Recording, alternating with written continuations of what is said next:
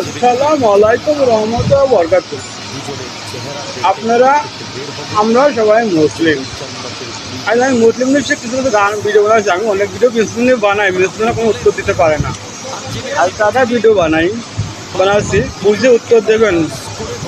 মুসলিমও উত্তর দেবেন, সত্য মুসলিম হলে।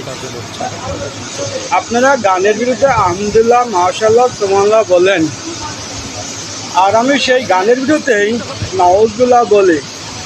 কেন বলি? আমার ইমানকে শক্ত করার জন্য আল্লাহর হিদায়াত চাই। আল্লাহ আমার হিদায়াত করে দান করো।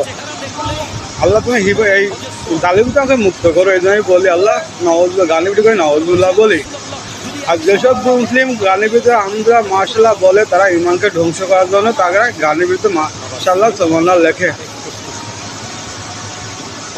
আর একটা কথা, গানের ভিতরে যারা কান্নাকাটি করে না, যেসব মুসলিম, সেসব মুসলিম নয়, তারা মুসলিম নয়।